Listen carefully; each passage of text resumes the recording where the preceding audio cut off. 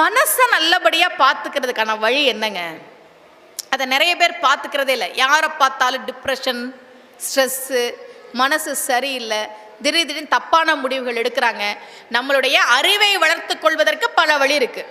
உடம்பை வளர்த்துக்கிறதுக்கு நல்லா சாப்பிட்டா போதும். இந்த மனசை நல்லா பார்த்துக்கிறதுக்கான வழிதான் கோவிலுக்கு போறது, சாமி கும்பிடுறது, இறைவனை சரணடைவது.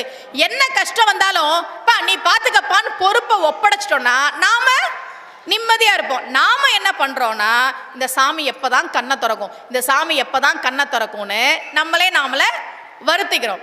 இப்போ இருட்டு வந்துருச்சு இல்லையா, இருட்டாயிடுச்சு. இந்த இருட்டு எப்போ போகும்? இப்ப இரவு நேரம் இருட்டு. இந்த இருட்டு எப்போ போகும்? சூரியன் வந்தா போயிடும். இருட்டு எப்போ போகும்? சூரியன் வந்தா போயிடும். அந்த சூரியன் இருட்டு போனதுக்கு அப்புறம் வர்றேன் அப்படின்னு இந்த இருட்டு எப்போ போகும்?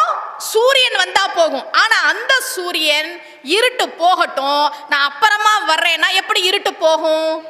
நாம என்ன தப்பு பண்றோம் தெரியுமா? ஏதாவது பிரச்சனை வந்தா, ஏதாவது கஷ்டம் வந்தா உடனடியா கோமதி அம்மன் கிட்டையும் சங்கரலிங்கத்திட்டையும் வந்து சொல்லிடணும். ஆனா நாம கோச்சிக்கிட்டு அந்த சாமி அந்த பிரச்சனையை சரி பண்ணி கொடுக்கட்டும், அப்புறமா நான் கோவிலுக்கு வர்றேன்னு நினைச்சுக்கிறோம். தப்பு.